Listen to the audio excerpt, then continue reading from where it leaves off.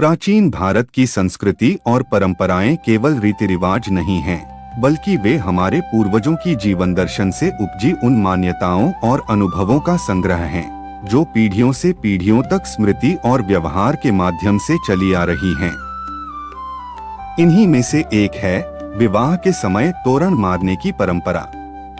यह परंपरा दूल्हे द्वारा दुल्हन के घर के द्वार पर तलवार से लकड़ी या कपड़े से बने एक प्रतीक को मारने की होती है, जिसे तोरण कहा जाता है।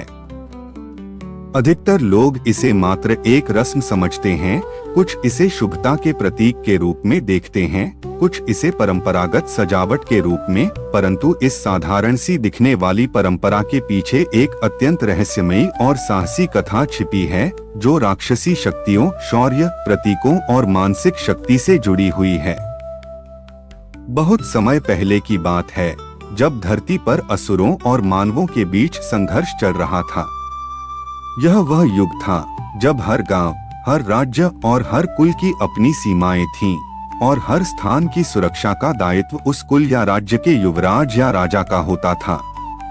उन्हीं दिनों एक राक्षस था, तोरण। यह राक्षस कोई साधारण असुर नहीं था। उसका जन्म ही छल और मायावी शक्तियों से हुआ था।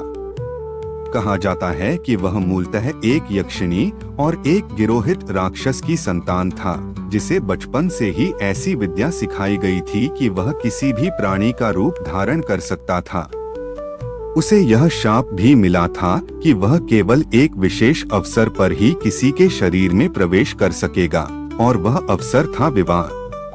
तोरण राक्षस की एक विचित्र प्रवृत्ति थी।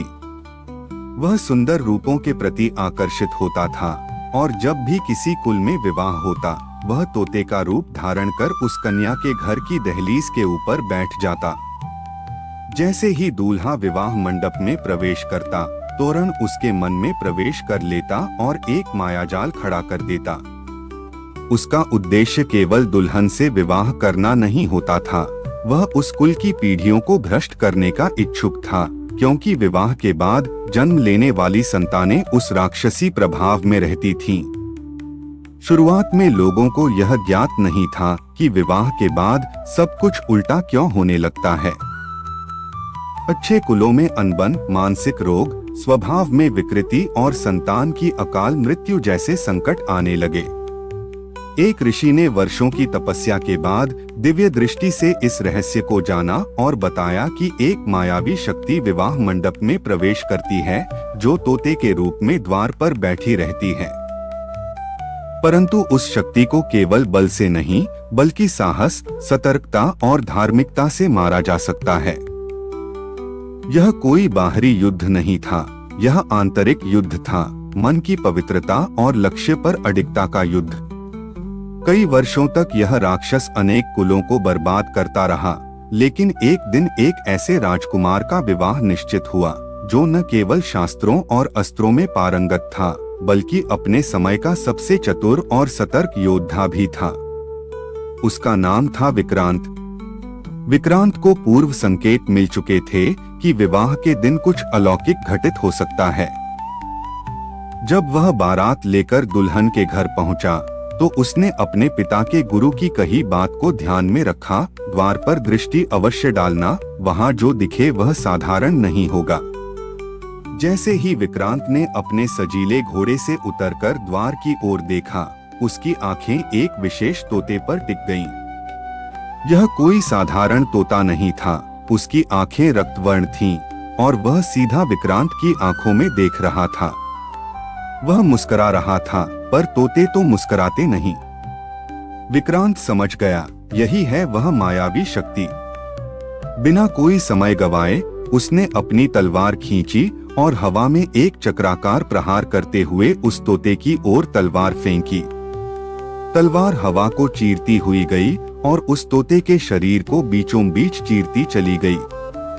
तोरण चीखता हुआ अदृश्य हो गया, और एक अदृश्य धुएं का गुबार वातावरण में फैल गया। लोग चकित थे, लेकिन कोई भयभीत नहीं था, क्योंकि सभी को तुरंत यह एहसास हो गया कि कोई महान संकट टल गया है। उस दिन से विक्रांत का नाम पूरे आर्यावर्त में एक नायक के रूप में प्रसिद्ध हो गया। और उसी दिन से उस स्थान पर एक लकड़ी का प्रतीक बनाकर रखा गया, जिसमें तोते के आकार में एक राक्षस का चित्र बना होता, जिसे प्रतीकात्मक रूप से मारकर यह दर्शाया जाता कि विवाह के द्वार पर अब कोई अपवित्रता नहीं प्रवेश कर सकती। धीरे धीरे यह परंपरा पूरे भारतवर्ष में फैल गई। दूल्हे को तलवार दी जाती और वह द्वार के ऊपर लगे उस तोरण पर एक प्रतीकात्मक प्रहार करता। यह केवल राक्षस को मारने का संकेत नहीं था, बल्कि यह उस साहस और सजगता का प्रतीक बन गया था जो विवाह जैसे महत्वपूर्ण संस्कार में अत्यंत आवश्यक होता है। यह परंपरा केवल एक अंधविश्वास नहीं, बल्कि सांस्कृतिक मनोविज्ञान का उत्कृष्ट उदाहरण बन गई। अगर हम प्रतीकों की बात करें तो तोरण में मुख्य रूप से 3 तोते बनाए जाते हैं। मध्य में राक्षस तोता, बड़ा, घमंडी और आंखें लाल। उसके दोनों ओर छोटे तोते, वे रक्षक प्रतीक माने जाते हैं। यह संकेत देता है कि बुराई हमेशा अकेले नहीं आती, उसके साथ भीतरी छाया, अहंकार और अपवित्रता भी आती है।